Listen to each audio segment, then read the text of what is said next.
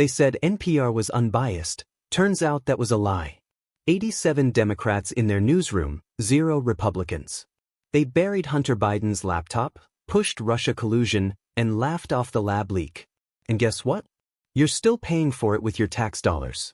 In his story last year wrote, I've in the D.C. area, editorial positions at NPR, he said he found 87 registered Democrats, 0 Republicans. Is that accurate? We do not track the numbers or the voter registration, but I find that Was award-winning journalist who worked 25 years at NPR, Mr. Berliner, was he lying when he wrote that? I am not presuming such. I just we don't track that information about our journalists. 87 to 0, and you're not biased?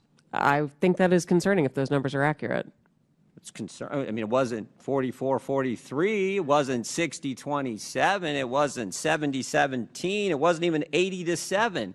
It was 87 Democrats, 0 Republicans, and you say NPR is not biased.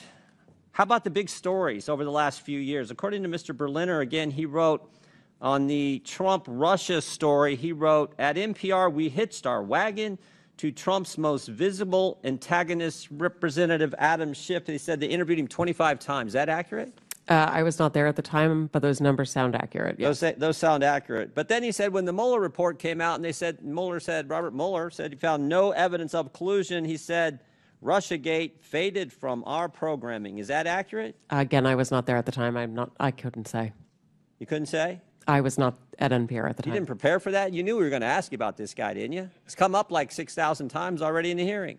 I just couldn't say whether it faded from our coverage, sir. How about this story? October 2020, the New York Post had the Hunter Biden laptop story, and one of those editors, I guess one of those 87 Democrat editors, said this: we don't want to waste our time on stories that are not really stories. We don't want to waste the listeners' and readers' times on stories that are just pure distractions. Was that a pure distraction story?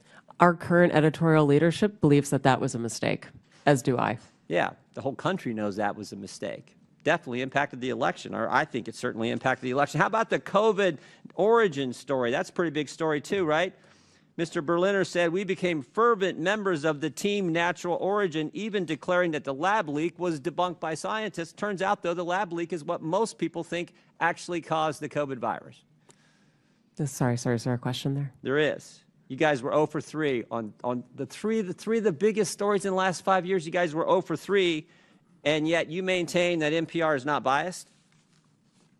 Congressman, I do not believe we are politically biased. No, we are a nonpartisan organization. Nonpartisan organization. What's happened to your listeners over the last 5 years? Went up, down, or stayed the same?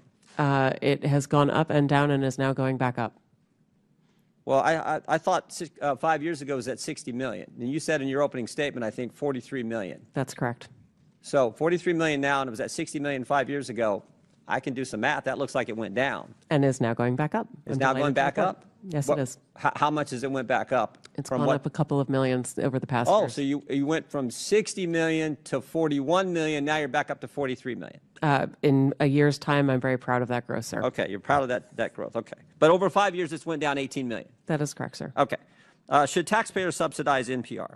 I believe that taxpayers subsidize local stations, sir. That is the vast majority of what I thought you said you got 11 million from Corporation of Public Broadcasting, which is taxpayer funded directly to you, right? That is to support the public radio. And then local stations get it from the Corporation of Public Broadcasting, right? They get taxpayer money. 100 million that goes to the local 100 million goes to yes. local stations, and then those local stations buy back programming and content from you. So that money goes to the local stations, comes back to you, gets routed through the local stations, all taxpayer money. Those fees are actually based on private donations rather than on federal funding. Well, we all know money's fungible, so some of it gets put in there. Certainly, we could agree that money is fungible. What? More money for less listeners. You fired the guy who pointed all this out, who said that you were so biased to the left that you lost listeners, which is exactly happening, and you're here maintaining that, oh, you need to continue to get taxpayer money. I did not fire Mr. Berliner, sir. Okay, the guy that left after all that. Understand. Are you fundraising off today's hearing? Sir, I believe that there was a message that went out earlier today letting people know we were coming in. Yes. Yeah, and at the bottom of the message it said, donate now, right? I don't recall the exact language. I can show it to you. Right there it is, donate now. I mean, I'm not against fundraising. We all do it. I mean, I get it. But it's, I assume this fundraising is probably going to all the left listeners who are subsidized content by the taxpayers, and that's The the gentleman's rub. time has That's expired. the rub. I yield back. I now recognize Ms. Randall from Washington for 5 minutes. Thank you so much. You know, Welcome back to Jace Manhwa. Before we dive in, make sure you hit that like button and subscribe right now so you don't miss the truth the mainstream refuses to tell you. So let's talk about this hearing. NPR, the so-called nonpartisan public radio that takes your taxpayer dollars, just got grilled in front of Congress. And what came out? Exactly what we've been saying for years. NPR is nothing but a left-wing megaphone. One of their own, Uri Berliner, a guy who worked there for 25 years, exposed the rot. He found 87 registered Democrats in editorial positions and not a single Republican. None. Now, ask yourself, how on earth can they claim to be unbiased when their entire newsroom is a Democrat echo chamber? That's not balance, that's propaganda. Look at the track record. On Trump and Russia, they hitched their wagon to Adam Schiff, putting him on the air 25 times. But when the Mueller report showed no collusion, NPR went silent. On the Hunter Biden laptop story, their editors called it a distraction. We now know that was real, and yes, it influenced the 2020 election. And on COVID's origins, NPR ran with Team Natural Origin and dismissed the lab leak theory as bunk.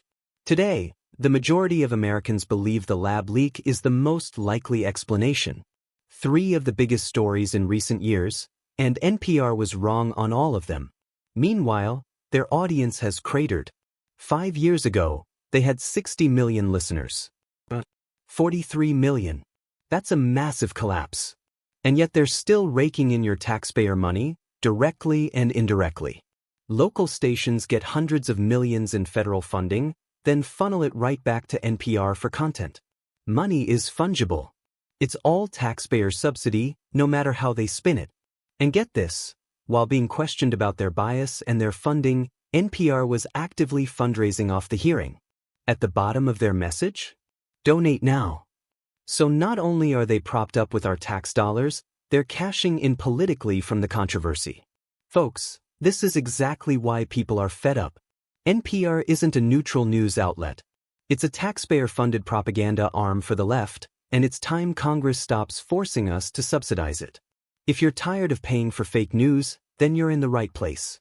Stick with Jace Manhwa for the truth they don't want you to hear. Hit that like button, subscribe, and share this video with someone who needs to know what's really going on.